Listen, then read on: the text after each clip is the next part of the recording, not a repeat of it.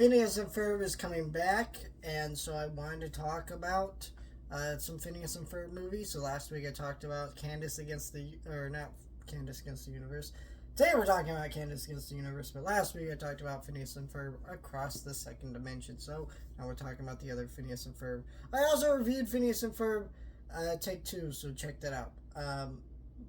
This movie is a movie that is both better and a worse than I remember. I, of course, reviewed this movie on my old channel when this movie first came out, and I didn't like it very much. I haven't watched it since. It wasn't a very memorable movie from what I remembered, and so I just was like, I don't really ever care to revisit that or think about that movie again. Well, I decided to rewatch it, of course, for this video. And I am glad I did that because, like I said, this movie is both better and worse than I remembered. I also found out a little bit more tidbits before I made that original video since that do make this movie actually quite a bit better, honestly, in retrospect. So let's talk about that. Or not better, but understandable. But we'll talk about that. I think this movie is better than I remember. We'll start there.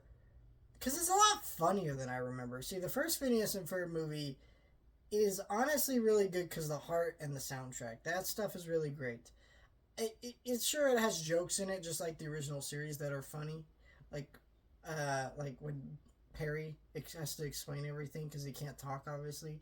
And he gives Phineas his pamphlet explaining his secret identity. He's like, I don't want your freaking pamphlet.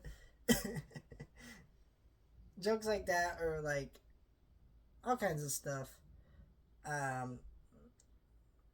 I don't know. It just works really well. But this movie has a way more of those interactions that work a lot stronger. Isabella and Doofenshmirtz going at it are pretty funny. The song's a little cringy, but everything else was pretty good.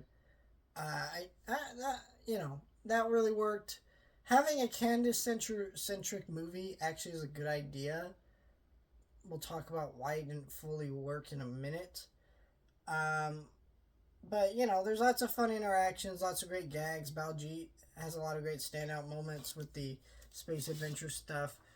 So that really worked. And overall, I think, no matter how boring or not boring, how just not good a Phineas and Ferb episode or movie is, these characters are so charming and so fun that honestly, you could just vibe with them and have a great time.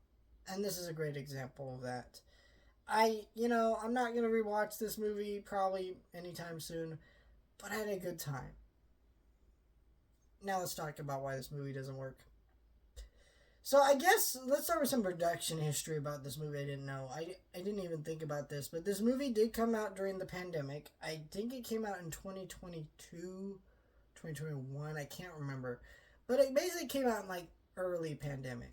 And so this movie got kind of screwed over by that fact. A lot of the people had to start working from home. These companies were losing money because they weren't being able to release things in theaters, or they had to change their release schedules, right? Certain shows couldn't be shot. Animation productions were skyrocketing because, you're having to work at home, but they're still, figure out time within that and slow downs in production while people learn how to figure out how to make all this work from home. And so, this movie got sliced in its budget. And so when I was watching this movie the first time, I didn't notice this, but this time I definitely did. The animation quality is very inconsistent. It is pretty solid for most of its run time, but then there's also weird points where the animation just dips in quality. Characters get really stilted and awkward. Certain poses are not the best. And most of it is fine, and most of it really works, but there are just certain points where you're like, wait a minute, that does not look great. But honestly, it's not a big deal. It actually is okay overall. Most of it's fine. The humor and this movie does carry most of it. So, and there is a couple of great animation gags in this episode, in this movie. There's a great fourth wall break that's pretty famous in this movie. But, there's that. And then, just the storyline is very predictable. Like, I didn't. It's kind of like, wait a minute, like, when Candace is chosen to be the chosen one and they don't really ever explain what that is, and then you just start seeing characters in the background that look like zombies, it's like, okay, how much more obvious can you be?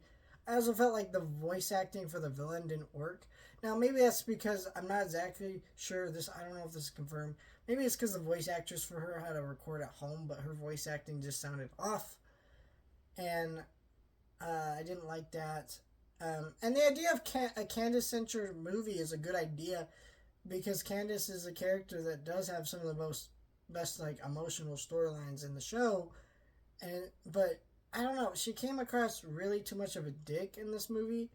It really requires you knowing episodes of the show fresh in your mind because she like refuses to accept a gift from her brothers and like goes over the top with her anger at them for just shit that doesn't matter. And then Vanessa being in this movie was like, why is she even there? She doesn't really do anything. There's been 2 Phineas and Ferb movies, and she doesn't really get to do much, which is kind of like lame.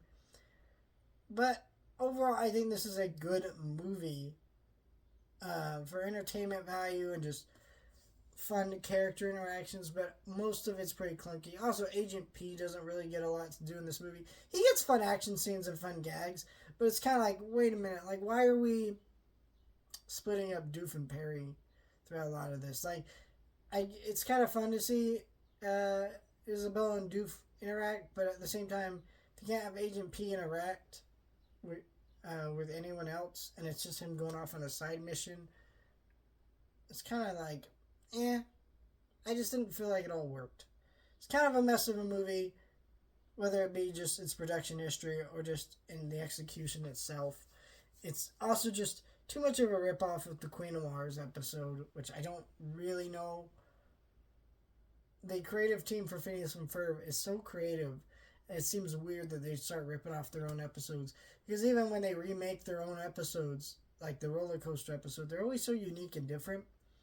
But here it's like, it just didn't work. I don't know. I didn't care for this movie overall. It's okay.